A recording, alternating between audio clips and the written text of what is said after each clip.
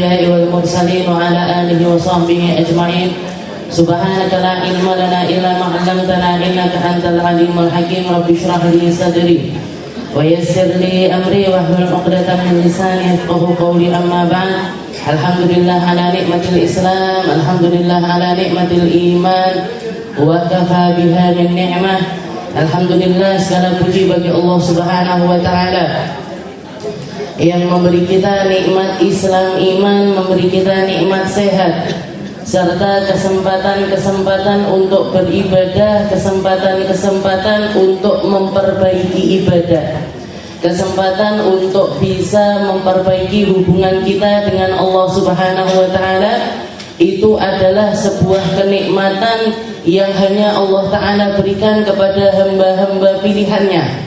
Ketika kita membaca firman Allah taala yang mengatakan ihdinas siratal mustaqim siratal ladzina an'amta 'alaihim, Allah taala memberikan informasi ketika kamu meminta jalan yang lurus, petunjuk menuju jalan yang benar, maka jalan itu adalah jalan yang dinikmati oleh hamba-hamba Allah Ta'ala.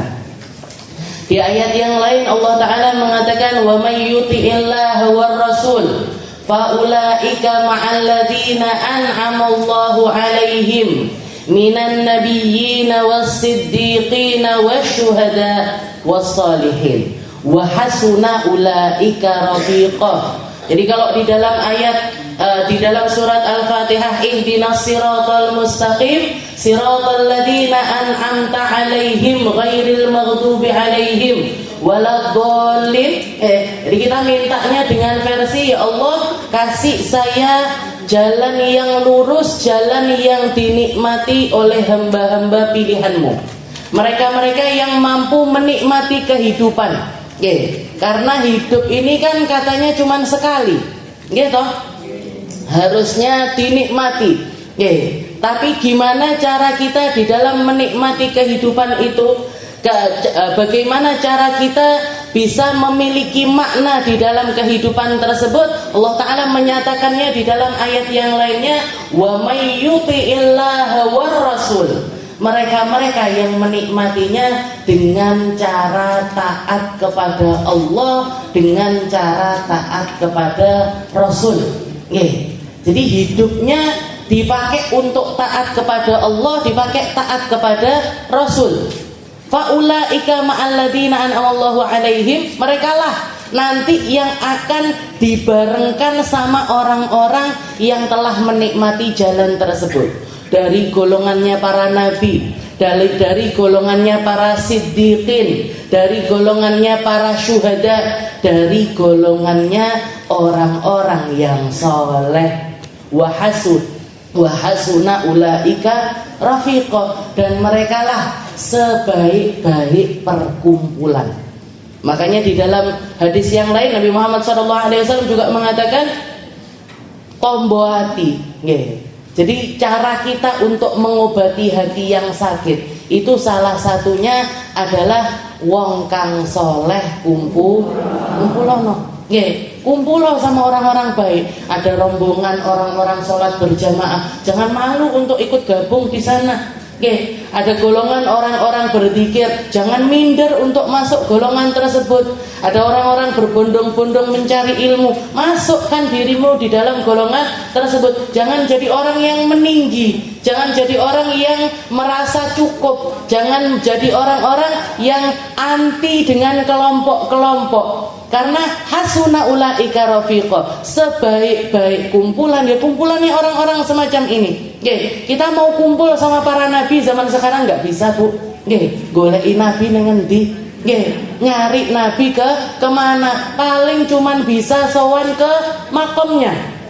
Itu pun kita nggak punya istilahnya nggak punya hubungan yang sampai kayak orang-orang terdahulu seperti Sayyidina Bilal yang ketika datang ke makamnya Nabi jatuh tersungkur menangis, meraung-raung karena saking rindunya sama Nabi Muhammad SAW. Kenapa? Karena sudah memiliki momen kebersamaan dengan Nabi ketika hidup. Kita banyak ngelihat orang nangis di ketika ziarah makamnya Rasulullah SAW, tapi nggak lama nangisnya. Rono titik lumayan iki. Lumayan saya sedang di raudhahnya Nabi. Ini loh mimbarnya Nabi. Ini loh diusap wes, bagi motornya diusap. Itu kalau Rasulullah delok orang gede-gede. Allah, jari ini kangen aku. Katanya rindu sama aku. Nggak mari-mari nih eksisnya di media sosial. Ini kebanyakan orang rata-ratanya ya seperti itu. Kita pun belum jadi golongan yang begitu sangat di dalam rasa kita kepada Nabi Muhammad sallallahu alaihi wasallam.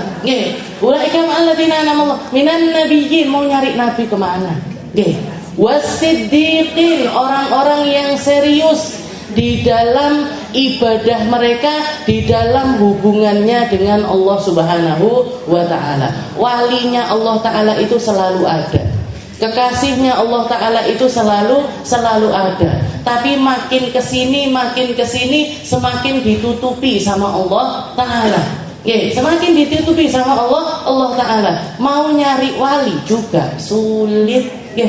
Wasiddiqin wasyuhada, mau kumpul sama orang-orang yang syuhada, ya mereka yang meninggal dalam keadaan syahid juga sulit, Bu, karena semuanya sudah ada di kubur mereka masing-masing.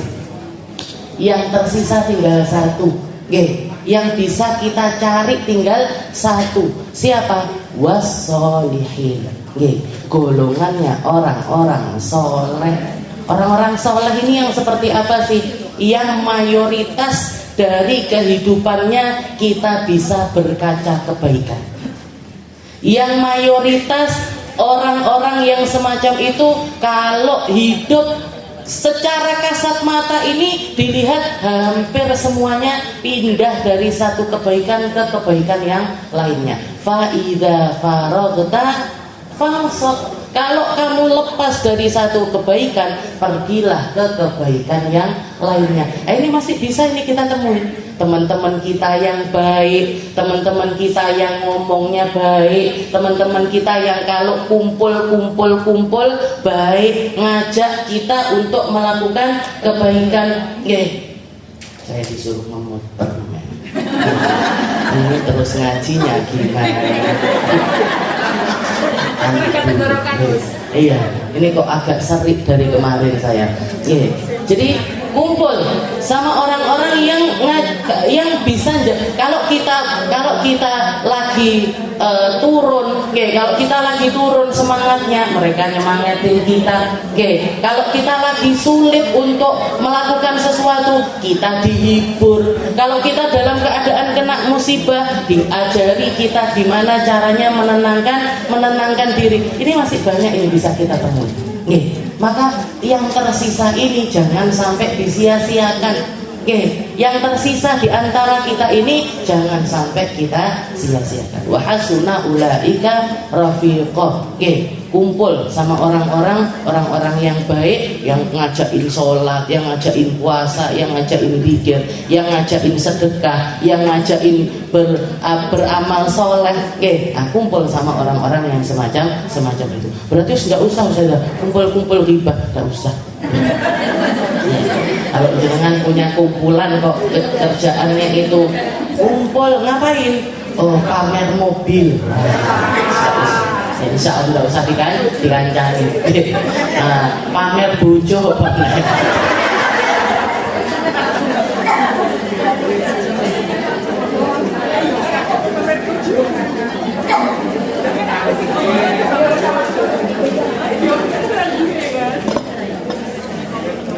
Kita lanjutkan pembahasan kita di dalam kitab At-Taqriratus Sadidah ila anqal qala al-mu'allif rahimahullahu ta'ala wa nafa'ana bi ulumi fid dharain amin. Ar-ruknu tsamin al-julus bainas sajdatain. Minggu yang lalu kita bahas tentang perkara sujud. Salah satu cara hamba untuk bisa dekat sekali dengan Allah Ta'ala. Salah satu cara kita untuk bisa menjalin hubungan yang intens dengan pencipta kita, yaitu Allah Subhanahu wa Ta'ala. Makanya kalau kita lihat sholatnya Nabi Muhammad SAW, itu adalah sholat yang bukan cuman sekedar penggugur kewajiban, bukan cuman sekedar melaksanakannya saja, enggak, tapi beliau amat sangat menikmati sholatnya. Makanya bahkan ada banyak versi.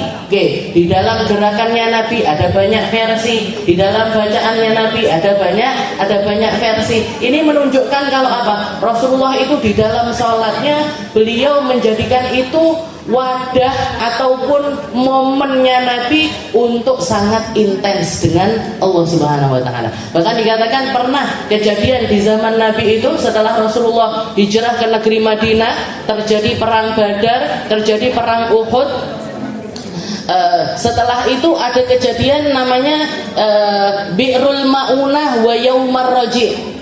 Ada hari di mana di dalam 1 bulan, dalam kurun waktu 1 bulan, ada 2 kejadian yang sangat membuat hatinya Nabi Muhammad ini hancur.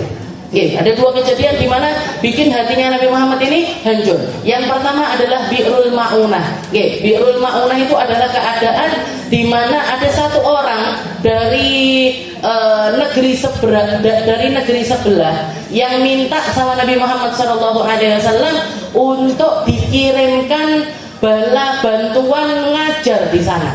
Karena ada beritanya negeri tersebut sudah banyak orang yang masuk Islam, tapi kalau mau belajar ke Madinah itu sulit, maka minta orang-orang terbaiknya Nabi untuk ngajarin mereka agama Islam.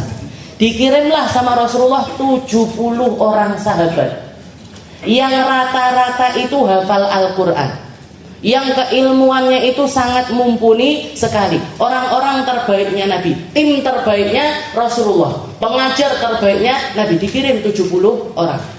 Tapi ternyata di tengah jalan mereka melakukan pengkhianatan dan 70 orang itu dibantai semua. Dibantai, dibunuh semuanya. Yang tersisa tinggal 1 orang, dikatakan dia pura-pura mati. Setelah musuhnya ini pergi semua, dia bangun, setelah itu pulang ke Madinah ngadu kepada Nabi Muhammad SAW. Belum selesai kelar ini kejadian ini tadi, belum reda di dalam hatinya Nabi, dapat lagi kabar ada 10 orang sahabatnya Nabi yang juga dihianati sama orang semisal itu. Yang 5 orang dibunuh di tempat, 5-nya lagi dibawa ke Madinah, dibawa ke Mekah, dieksekusi di Mekah. Bahkan salah satu diantaranya namanya Sayyidina Khubayb bin Adi, itu digiring. Jadi ketika mau dibunuh itu digiring sama orang-orang Mekah sampai ke daerah namanya Tan'im. Tan'im itu perbatasannya Mekah. Kalau jenengan umroh biasanya ngambil mikot paling dekat di Tan'im. Dibawa ke Tan'im, setelah itu disalib dan dipotong sedikit demi sedikit. Jadi eksekusi mati yang sangat-sangat mengerikan. Itu dikatakan setelah 2 kejadian tersebut, Rasulullah setiap sholat tidak lepas dari doa kunut. Jadi beliau selalu berdoa dengan doa kunut, minta agar orang-orang kafir ini dikasih balasannya sama Allah Ta'ala. Jadi Rasulullah itu menggunakan sholat itu untuk jadi kalau waktunya minta ya beliau minta, ketika maunya itu rayu-rayuan sama Allah Ta'ala, beliau merayu Allah Ta'ala di dalam sholatnya. Ketika beliau sedih, beliau hiburannya sholat. Makanya setiap kali sedih beliau bilang sama Sayyidina Bilal, arihni biha ya Bilal, arihni biha ya Bilal, hibur aku Bilal, hibur aku. Sayyidina Bilal langsung tahu, berdiri iqamah yang menandakan Rasulullah akan melaksanakan sholat. Aduh, hiburannya apa?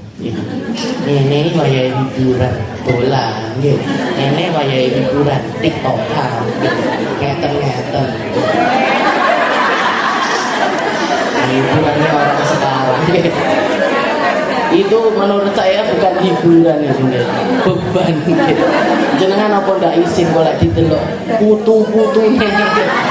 Ya Allah niku ngene-ngene. Sujud as-sujud maratan. Ya, kita minggu yang lalu kita bahas tentang sujud 2 kali.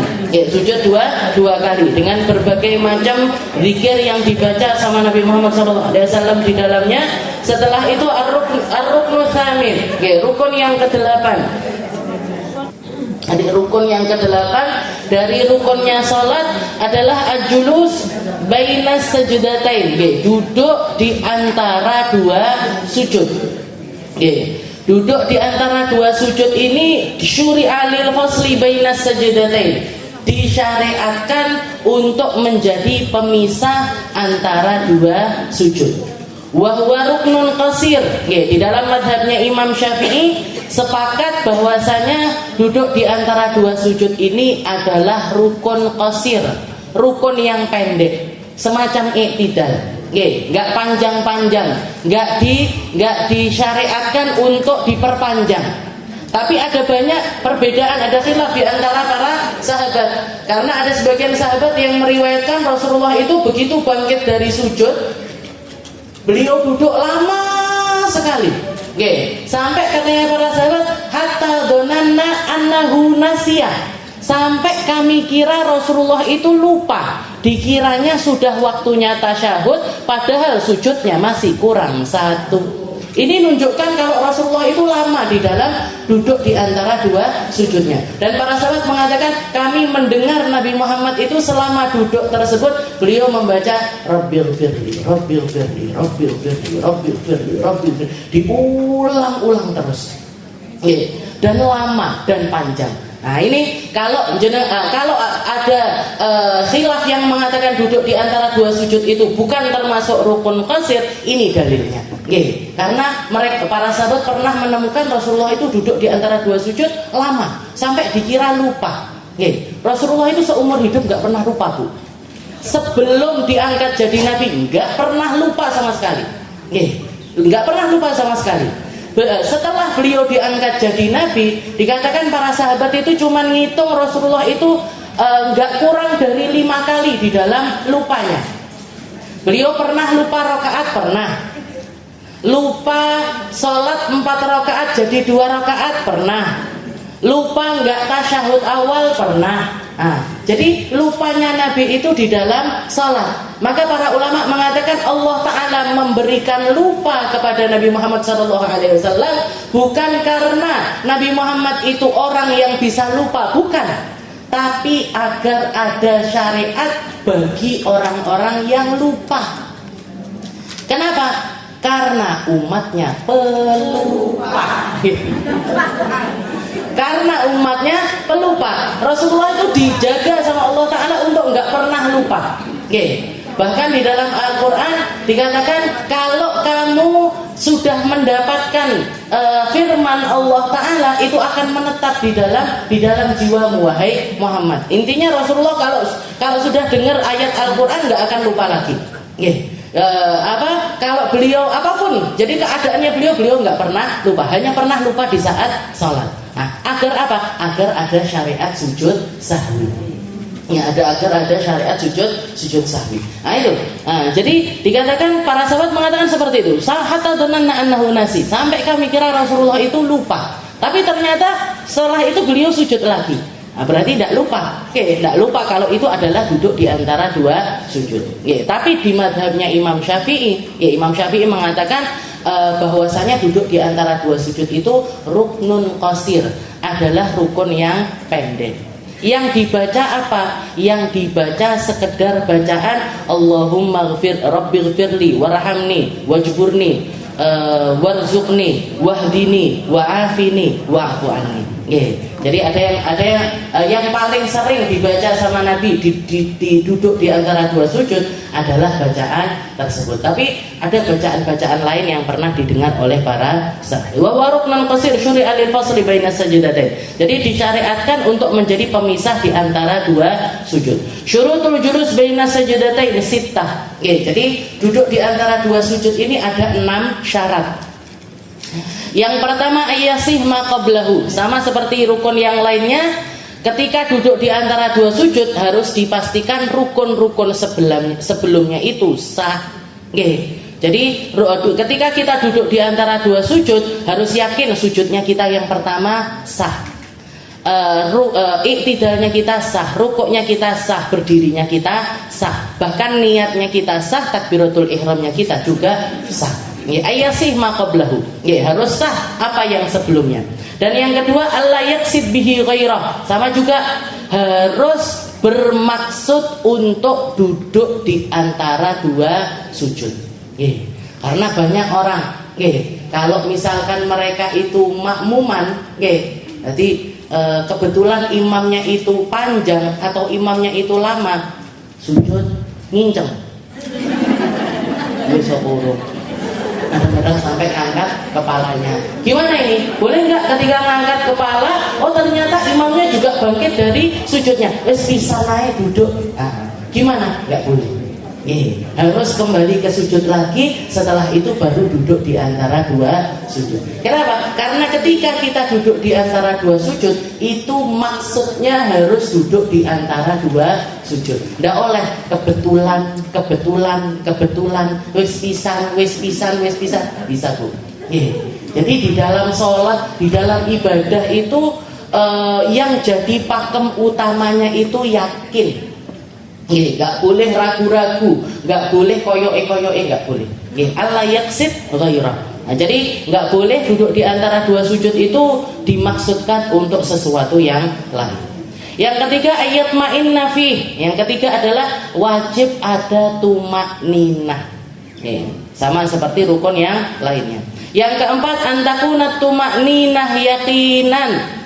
Yang keempat tumak ninahnya juga harus yakin. Sekadar apa? Sekedar bacaan subhanallah atau bacaan rabbighfirli. Rabbighfirli itu sudah cukup untuk dikatakan tumak ninah. Tapi kalau kita baca doa yang warid, yang banyak diajarkan atau memang kita dapatkan turun temurun, nah itu lebih baik lagi. Rabbighfirli warhamni wajburni warfa'ni warzuqni wahdini wa'afini wa'fu anni. Nah itu doa yang sangat bagus sekali. Jadi antakuna tumak ninah yakinan. Tumak ninahnya harus yakin. Yang kelima ayyastawiya jalisan fala yakfi idza kana munhaniyan. Dan ketika kita duduk di antara dua sujud juga harus sampai tegak duduknya. Harus antakuna ayyastawiya jalisan. Jadi duduknya itu memang sampai benar-benar duduk. Ndak oleh wes kan mek sediluk tok duduk di antara dua sujud terus ngene tok. Habis itu langsung sujud lagi. Ndak boleh. Harus sampai benar-benar sujud. Ayyastawiya jalisan. Harus benar-benar sampai benar-benar duduk. Benar-benar duduk. Ayyastawiya jalisan. Fala yakfi idza kana munhaniyan. Jadi kalau cuman kayak isyarat mau ke duduk tapi belum sampai duduk, nah itu juga enggak sah duduk di antara dua sujud. Yang terakhir alla yutawil ziyadatan ala dzikril masyru' fihi wa qaddira aqallu tasyahhud li annahu ruknun qasir wa sayati aqallu tasyahhud fi ruknit tasih. Setelah itu tidak dipanjangkan sampai melebihi batasnya. Berapa batasnya? Batasnya adalah sekadar dengan tasyahud awal. Kalau misalkan kita itu mau memanjangkan duduk di antara dua sujud, itu tidak sampai sepanjang tasyahudnya kita. Tidak sampai ke semacam bacaan tasyahud, aqallut tasyahud, seminimalnya tasyahud. Juga dikatakan kalau ini rukunnya, 6 macam rukun. Tapi untuk duduknya, cara duduk kita itu di dalam sholat itu boleh duduk dengan model apapun itu boleh. Jangan duduk seperti bersila seperti itu boleh. Tapi kan dihangel. Nah, jadi istilahnya apalagi kalau orang memang sholatnya itu dalam keadaan duduk. Jadi saya sholat dalam keadaan duduk ini duduk yang semacam apa ini? Kalau memang perlunya pakai kursi karena sebagiannya itu berdiri, maka harus pakai kursi. Tapi kalau jenengan duduknya sholatnya duduk itu dengan cara duduk di lantai, maka terserah. Kalau jenengan mau sholat kakinya terlentangkan ke depan, boleh apa enggak? Boleh. Saya mau sholat duduknya dengan cara bersila, gimana? Boleh. Cuman ada cara-cara yang dianjurkan sama Nabi Muhammad SAW.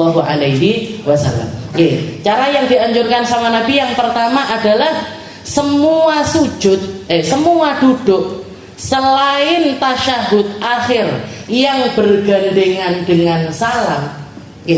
Jadi semua duduk di dalam sholat yang selain tasyahud akhir yang bergandengan dengan salam, itu sunnahnya pakai duduk iftirashi.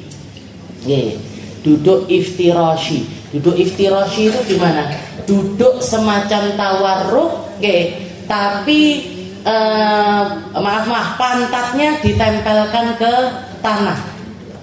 Pantatnya ditempelkan ke tanah. Itu namanya duduk iftirashi. Kalau untuk tasyahud akhir yang bergandengan dengan salam, itu sunnahnya pakai duduk tawarruk. Tawarruk itu piye Ustazah? Kayak duduknya jenengan tasyahud akhir. Jadi duduk yang pantatnya itu langsung nyampe ke jadi gini. Kalau ini iftirashi. Jadi kaki kiri, telapak kaki kiri itu kita pakai untuk tumpuan pantat. Setelah itu kakinya seperti ini. Nah, ini duduk yang disunahkan untuk setiap duduknya kita di dalam sholat. Tapi kalau tasyahud, kalau tawarruk seperti ini. Jadi pantatnya diturunkan. Nah itu cara duduk yang diajarkan sama Nabi. Ada lagi khusus untuk tasyahud, khusus untuk duduk di antara dua sujud. Ada lagi duduk i'ah yang tidak makruh. Boleh duduk di antara dua sujud itu jenengan duduknya seperti ini boleh. Jadi sujud, duduknya begini, duduknya begini, nanti sujud lagi. Nah, begini boleh, begini juga boleh. Gini boleh, tapi yang sunnah seperti ini. Kalau mau selain mau selain iftirash, maka duduknya begini. Nah, selain itu iftirash atau tawarruk. Ada duduk makruh, duduk jadi i'ah itu ada dua. Ini i'ah yang boleh karena ada hadis yang menunjukkan Rasulullah duduk di antara dua sujudnya itu duduknya semacam ini. Ada i'ah yang makruh, yang nggak boleh. Yang seperti apa? Begini. Gini nggak boleh. Kalau gini sunnah boleh. Kelihatan.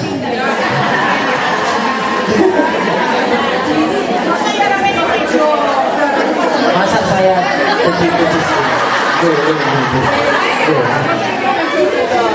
saya ulangi ya. Jadi duduk di antara duduk di dalam sholat itu yang dikhususkan memang Rasulullah itu selalu duduk semacam itu ketika tasyahud. Itu adalah ketika duduknya Nabi di dalam tasyahud akhir. Duduknya Nabi di dalam tasyahud akhir yang gandeng sama salam. Kalau nggak gandeng sama salam, Rasulullah belum duduk tasyahud, belum duduk tawarruk.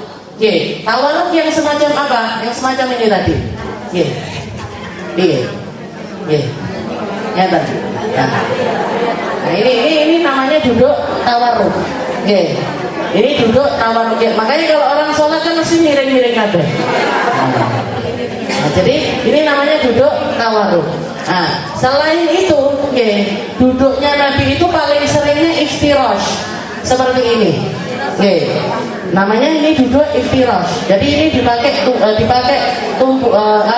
semacam ini, pantatnya dudukin kaki yang sebelah kiri. Pantatnya dudukin kaki yang sebelah ini, namanya duduk iftirashi. Ada lagi duduknya Nabi selain ini adalah namanya ik'a. Gini, ik'a bertumpu pada dua tumit. Bertumpu pada dua pantatnya itu nempel di tumit. Jadi tumitnya itu jadi tumpuannya duduk. Ini namanya ik'a yang tidak makruh. Karena banyak diriwayatkan Rasulullah duduk dengan cara semacam ini di duduk antara dua sujud. Bukan tasyahud awal, bukan tasyahud akhir. Duduk yang istilahnya gerakannya itu cepat. Nah, itu beliau duduk semacam ini. Ada ik'a yang dilarang sama Nabi. Karena Rasulullah bilang jangan kalian duduk ik'a. Nah, ik'a yang semacam apa? Yang begini. Jadi sikile dibledek nih, pantatnya nempel langsung ke tanah. Itu namanya ik'a yang makruh. Nah, yang nggak dianjurkan di dalam sholat. Nanti praktek sendiri-sendiri. Baru dijajal. Nah itu untuk duduk. Atau ada juga duduk di dalam sholat namanya jalsatul istirahah. Jalsatul istirahah ini kapan? Setelah sujud yang kedua sebelum berdiri. Setelah sujud yang kedua sebelum berdiri itu ada kesunahan untuk melaksanakan jalsatul istirahah, duduk istirahat. Banyak jenengan nanya mesti setelah sujud yang kedua itu langsung berdiri apa duduk lagi? Setelah sujud yang kedua itu kita apakah duduk lagi atau langsung berdiri? Langsung berdiri boleh, duduk dulu juga boleh. Kalau duduk dulu, duduknya semacam apa? Duduknya boleh duduk iftirashi, boleh duduk ik'a yang tidak makruh. Dua ik'a yang tidak makruh atau duduk yang lainnya, semacam yang bertumpu dengan dua telapak kaki. Yang biasanya begini, yang paling banyak orang kayaknya duduknya semacam itu. Itu boleh. Dilakukan di selain duduk tasyahud awal atau duduk tasyahud akhir. Kalau duduk tasyahud awal, duduk tasyahud akhir itu seringnya Rasulullah pakai iftirashi atau tawarruk. Kalau tawarruk itu selalu di akhir. Jadi sebelum salam itu pakainya tawarruk. Bahkan kalau misalkan beliau tasyahud akhir tapi masih mau sujud sahwi dulu, itu duduknya tetap iftirashi. Jadi beliau tasyahud akhir, tahiyatul mubarak innaka hamidum majid. Tapi ketika tasyahud itu masih mau ditambahi sujud sahwi dulu. Ini kan berarti tasyahudnya nggak nyambung sama salam. Duduknya Nabi ketika itu pakai apa? Pakai duduk iftirashi, bukan tawarruk yang miring. Nanti kalau misalkan setelah sujud sahwi, baru beliau duduk tawarruk. Setelah itu gandeng sama salam. Jadi tawarruk itu, duduk model tawarruk itu jadi duduk paling akhir. Menjadi model duduk paling akhir yang gandeng sama salam. Yang gandeng sama salam. Al-julus baina sajdatain. Ar-ruknu tasi' at-tasyahhudul akhir. Setelah itu yang ke-9, rukunnya salat yang ke-9 adalah tasyahud akhir. Wa summiya tasyahhudan li'anna fihi dzikra syahadatain. Dinamakan tasyahud karena di dalam tasyahud itu ada bacaan ikrar 2 kalimat syahadat. Di anna fihi dzikra syahadatain. Ada bacaan asyhadu an la ilaha illallah wa asyhadu anna muhammadar rasulullah. Syurutut tasyahudil akhir tis'ah. Syaratnya tasyahud akhir itu ada 9. Yang pertama sama ayasih maqablahu, yang sebelum-sebelumnya harus dipastikan sah. Yang kedua ayyakuna bil arabiyyah. Di dalam tasyahud itu wajib pakai bahasa Arab. At-tahiyatul mubarakatus salawatu thayyibatu lillah.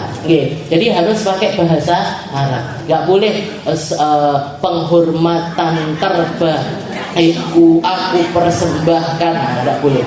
Sama kayak surat Al-Fatihah. Jadi tasyahud ini masuknya di dalam ruknul qauli, rukun bacaan, bukan rukun gerakan. Bukan rukun gerakan tapi rukun bacaan. Nah, ketika rukun bacaan semua bacaannya harus pakai bahasa Arab. Nggak boleh pakai bahasa yang lain, apalagi pakai bahasa semut. Nah, boleh. Jadi ayakuna bil arab. Fa in ajza'anhu tarjama aqallah. Kalau misalkan dia nggak mampu, maka cukup berdiam diri yang setara dengan bacaan tersebut. Jadi orang-orang tasyahud ya sudah dia diam dulu aja.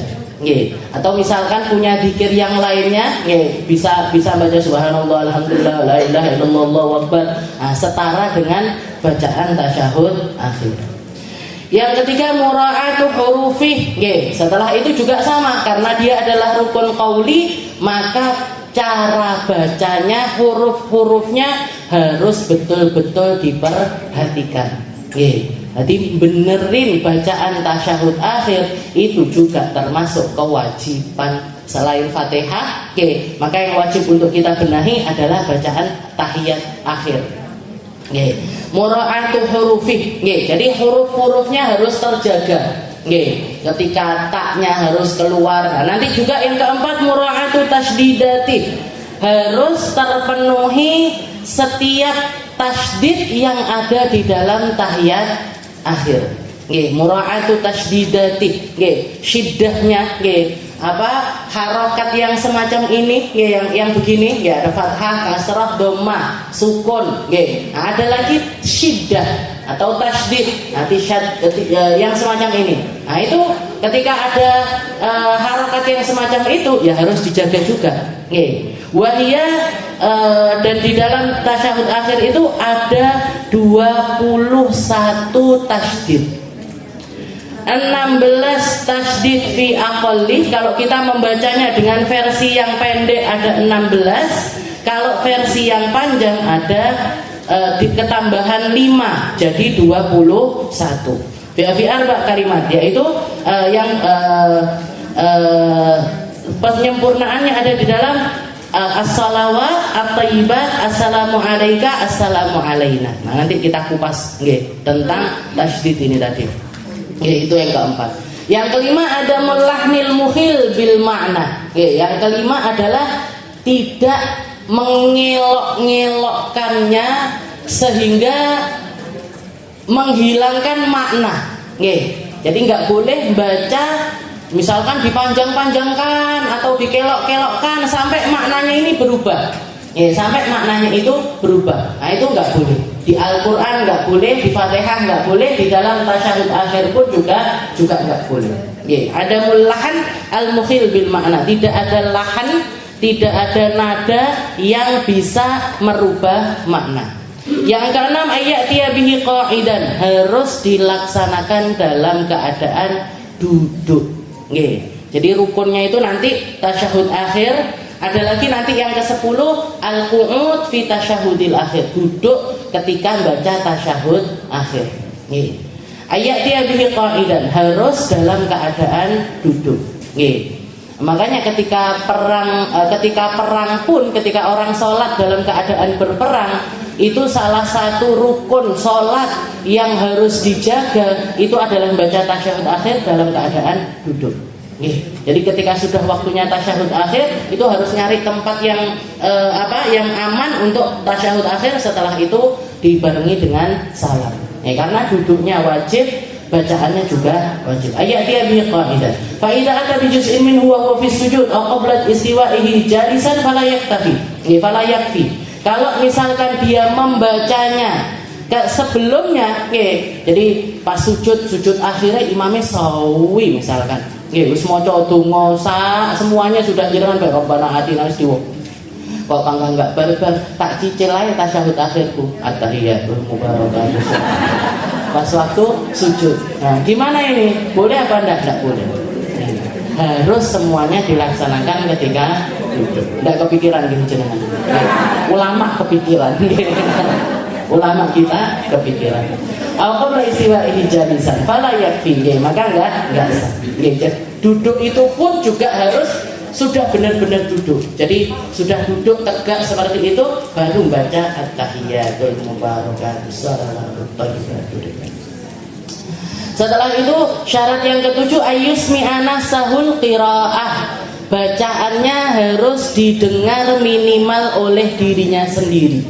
Jadi tidak oleh umi tok enggak boleh. Cuman gerakan mulut aja enggak boleh. Jadi harus bersuara sekiranya telinga dia sendiri mendengar. Li'annahu rukun qauli, karena ini masuknya di dalam rukun bacaan. Yang kedelapan at-tartib, harus dilaksanakan secara tertib. Yustaratu dzalika idza kana tartib yukhil bil makna wa illa fayusan. Jadi bacaannya itu harus urutan. At-tahiyatul mubarakatuh salawatut thayyibatu lillah. Assalamu alayka ayyuhan nabiyyu wa rahmatullahi wa barakatuh. Assalamu alayna wa ala ibadillahis shalihin. Harus urut. Jangan enggak boleh assalamu alayna wa ala ibadillahis shalihin. At-tahiyatul mubarakatuh salawatut thayyibatu lillah. Assalamu alayka ayyuhan nabiyyu wa rahmatullahi wa barakatuh. Enggak boleh dibolak-balik, enggak boleh. Harus urut. Bacaannya tertib. Yang kesembilan al-mualah inda ramli wa amma inda Ibnu Hajar fatusanul mualah, harus langsung tidak boleh disela-selai dengan apapun. Jadi misalkan setelah bacaan at-tahiyat pengen baca apa dulu, setelah itu dilanjutkan lagi, enggak boleh. Mualah harus dibaca secara langsung. Wa aqallu tasyahud, paling sedikitnya tasyahud adalah at-tahiyatu lillah. Assalamun alayka ayyuhan nabiyyu wa rahmatullahi wa barakatuh. Jadi bacaan tahiyat itu pertama ada tahiyatnya kita kepada Allah, penghormatannya kita kepada Allah. Setelah itu salam kepada Nabi Muhammad sallallahu alaihi wasallam. Assalamu alayka ayyuhan nabi. Biasanya gitu kan. Ini mini. Kalau tahiyat sempurnanya at-tahiyatul mubarakatus salawatut thayyibatu lillah. Tapi minimalnya apa? At-tahiyatu lillah. Itu minimalnya. Setelah itu assalamu alayka ayyuhan nabi wa rahmatullahi wa barakatuh. Minimalnya apa? Minimalnya salamun alayka ayyuhan nabi wa rahmatullahi wa barakatuh. Setelah itu yang ketiga salam kepada kita semuanya. Salamun alaina wa ala ibadillahis shalihin. Salamun alaina. Sempurnanya assalamu alaina wa ala ibadillahis shalihin. Habis itu bacaan syahadat asyhadu an la ilaha illallah wa anna muhammadar rasulullah, atau asyhadu an la ilaha illallah wa asyhadu anna muhammadan abduhu wa rasuluh. Jadi 4 hal ini yang harus ada di dalam tasyahudnya kita. Tahiyat kepada Allah, salam kepada Nabi, salam untuk kita semuanya. Setelah itu ikrar dengan 2 kalimat syahadat. Nanti ada rukun selanjutnya, yaitu sholawat kepada Nabi Muhammad SAW di dalam tasyahud akhir. Dikatakan ini bacaan tahiyat akhir ini adalah bacaan yang mengabadikan momen Isra Mi'rajnya Nabi Muhammad SAW. Dikatakan ketika Rasulullah naik sampai ke Sidratul Muntaha, ketemu sama Allah Ta'ala, pertama kali yang terucap dari lisannya Nabi adalah at-tahiyatul mubarakatus salawatut thayyibatu lillah. Penghormatanku yang penuh dengan keberkahan, yang salam yang penuh dengan keselamatan terindah hanya untuk Allah. Dijawab sama Allah Ta'ala. Jadi ini bacaan yang baca Nabi Muhammad. Dijawab sama Allah Ta'ala mengatakan assalamu alaika ayyuhan nabiyyu wa rahmatullahi wa barakatuh. Salam sejahtera untukmu wahai Nabi, berkah serta rahmat juga teruntuk padamu. Dijawab, dikatakan momen ini tumus suaranya sampai ke seluruh permukaan langit. Langit 1, 2, 3 sampai langit ke-7 dengar semua. Para malaikatnya Allah Ta'ala mendengar baca ucapannya Nabi dan juga jawaban dari Allah Subhanahu wa Ta'ala. Maka mereka pun juga pengen ikut serta.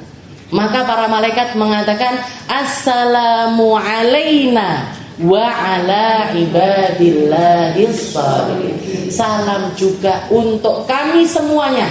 Siapa? Para malaikat-malaikatnya Allah Ta'ala wa ibadillahis shalihin. Karena di langit ini penghuninya bukan cuman malaikat aja, tapi juga ada hamba-hamba Allah Ta'ala yang saleh. Yang lainnya, di langit yang ke-7 ada Nabi Allah Ibrahim, di langit yang ke-6 ada Nabi Allah Musa. Seperti kisahnya Isra Mi'raj, Rasulullah kan ketemu para nabi-nabinya Allah Ta'ala di langit-langit tersebut.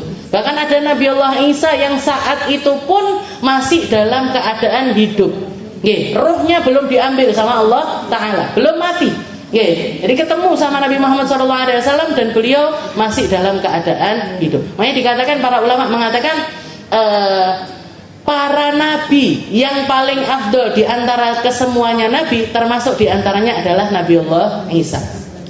Kenapa? Karena Nabi Isa ini adalah seorang nabi, seorang rasul plus sahabatnya Nabi Muhammad SAW. Kenapa? Karena yang lainnya ketemu sama Nabi ba'dal wafah, setelah wafatnya mereka. Sedangkan Nabi Isa ketemu sama Nabi Muhammad wa huwa hayyun, dan dia masih dalam keadaan hidup. Jadi bacaan ini assalamu alaina wa ala ibadillahis shalihin itu adalah jawabannya para malaikat. Dikatakan bacaan itu pun ucapannya Nabi, sambutannya Allah Ta'ala, perkataannya para malaikat itu tumbuh sampai ke atas bumi, sampai ke seluruh alam semesta. Maka alam semesta pun semuanya berikrar asyhadu an la ilaha illallah wa asyhadu anna muhammadan abduhu wa rasuluh. Kami semuanya bersaksi bahwasanya tidak ada Tuhan selain Allah dan Nabi Muhammad adalah hamba sekaligus utusannya Allah Ta'ala. Jadi bacaan tasyahud itu adalah kayak cuplikan kejadian yang akan selalu diulang sama Allah Ta'ala di dalam salat-salat kita, karena itu adalah momen terbaiknya Nabi Muhammad Sallallahu Alaihi Wasallam. Jadi aqallut tasyahud at-tahiyatu lillah. Salamun alaika ayyuhan nabiy wa rahmatullahi wa barakatuh. Salamun alaina wa ala ibadillahis shalihin. Asyhadu an la ilaha illallah wa asyhadu anna Muhammadan abduhu wa rasuluh. Kalau asyhadu an la ilaha illallah wa asyhadu anna Muhammadar rasulullah, boleh apa enggak? Boleh. Jadi yang semakna dengan itu boleh. Kalau yang sempurnanya gimana? At-tahiyatul mubarakatus salawatut thayyibatu lillah. Assalamu alayka ayyuhan nabiyyu wa rahmatullahi wa barakatuh. Assalamu alayna wa ala ibadillahis shalihin. Asyhadu an la ilaha illallah wa asyhadu anna Muhammadan abduhu wa rasuluh. Ini paling sempurnanya tasyahud. Dan semuanya tasydidnya harus dijaga. Harus ada tak sukun, setelah itu tak fathah. Boleh. Berarti apa? Ini apa? Setelah alif ada tak yang disukun. Tidak boleh atau juga boleh. Kenapa? Karena bukan qalqalah. Atau nggak boleh dipantulkan, nggak boleh. At-tahiyatul mubarakatus sholawat. Nanti di dalam sholawat juga ada tasydid as-shad dulu disukun, baru setelah itu di fathah. Tahiyatul mubarakatus sholawatut thayyibah. Thayyibatu. Nggih. Di dalam ya-nya ada tasydidnya, di ta-nya juga ada tasydidnya. Pokoknya kudu dibenakne iki. Nggih. Jadi jenengan bersama-sama. Ayo bersama-sama ibu-ibu. Bareng-bareng nggih. Siap. 1 2 3. At-tahiyatul mubarakatus shalawatut thayyibatul. Thayyibah. Ya-nya thayyibatu lillah. Assalamu alayka ayyuhan nabiyyu wa rahmatullahi wa barakatuh.